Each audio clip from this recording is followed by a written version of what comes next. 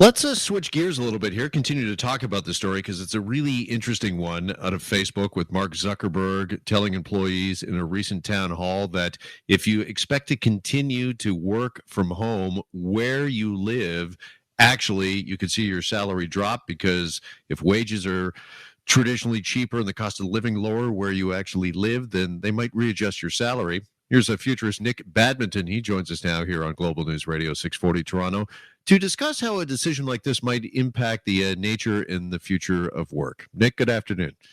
Hey, Jeff. Okay, first of all, what is your reaction to this announcement from Mark Zuckerberg?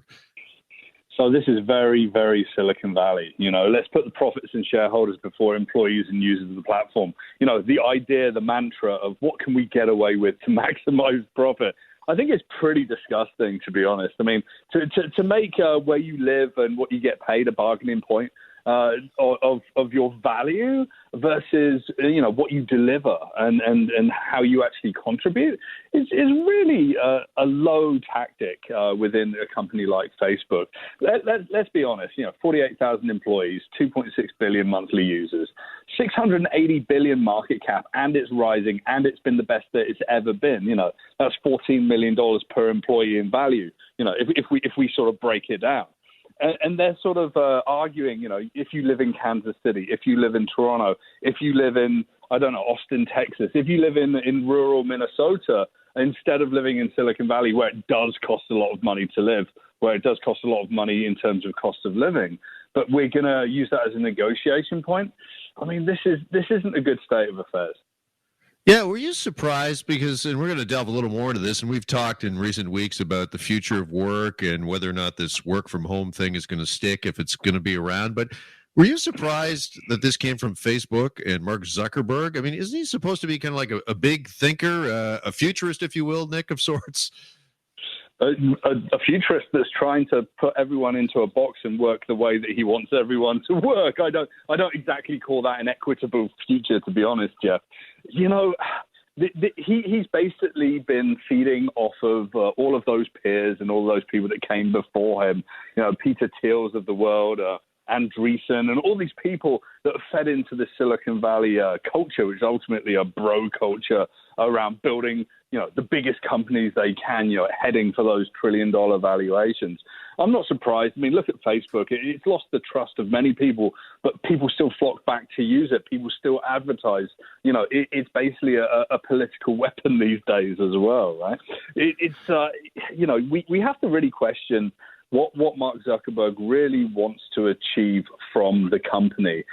Is he going to ascend beyond Facebook into something that really makes his Chan Zuckerberg Foundation, a focus point, and then it trickles back into Facebook being a good company? Right now, after the whole Cambridge Analytica thing, they're really struggling with hiring people. If you go down to the Valley, and I've chatted to a lot of people down there, people literally, they go in, get the experience, and leave as soon as they can. And that's just the word on the street rather than, something that's written down. And it's sort of a pretty desperate situation to try and then say, hey, we get it. We know that you want to work at home. Yeah, we're going to let you do that, but there's a cost. Joined by futurist Nick Badminton. So do we believe this could be the norm of companies going forward? Because we thought maybe this was just a big trial balloon during the pandemic and it accelerated what was a lot of thought by both employees and employers that maybe work from home is something that can actually be done, can be accomplished, and some of the great spin-off effects, not the least of which, and again, you and I have talked about this in the past, here in Toronto, how about reducing the congestion? Would this make things better on the Gardiner and the Don Valley Parkway if people could work from home or weren't expected to be in the office 5 days a week? Yeah, absolutely. But at the same time, a lot of people could potentially move to like cottage country or somewhere like that. And then suddenly you've got busier areas up there. It's just shifting the challenge to different places, right? I actually think the flexibility is going to be non-negotiable after this. I mean, I've been flexible with my life. My partner has been working and has been flexible as long as she's been working as well. I mean, and she can still do her job. I can still do my job. In fact, anyone can still do their job. If they're in these white-collar jobs that can be done remotely, then flexibility to work wherever you want has to be part of the solution to this. but also bringing people together so they can be creative, so they can connect in and build company cultures, incredibly important. To say if you're a company that they're going to shut down all offices and to move 100% remote is an incredibly ballsy sort of proposition. I think Canadian companies like Spotify have sort of started that narrative because ultimately they lose a lot of their value, which is the culture and the connection between employees that deliver creative solutions.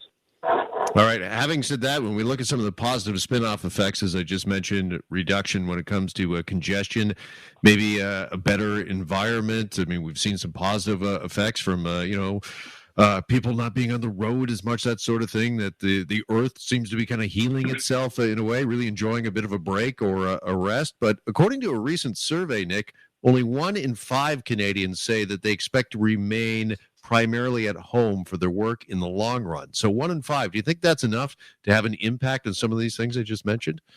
No, not at all. And to be honest, if we're not all locked down, fearful of going outside due to the pandemic, we might still be traveling. We might still be on the road in different parts of the country or around the world, hopping onto planes just as much. I mean, we've seen the meme, nature is healing, and we saw like clean air over LA and over Wuhan in China. And it's like, maybe there's a chance. It's like, no, as soon as we turn the economy back on, planes hit the air, cars hit the road, trucks hit the road, boats hit the oceans, and and we're back to square one, right? So we're still going to see those effects. And no, 1 in 5 Canadians just working from home won't have any mentionable effect. Even if it was 4 out of 5, it wouldn't have an effect right now. That's why we need to create a resilient future to deal with climate change. And a lot of that is going to be changing the entire world and their industrial complex around using fossil fuels for energy. All right. Got to leave it there for now. Nick, always appreciate the time and the conversation. Thanks so much. Thanks, Jeff.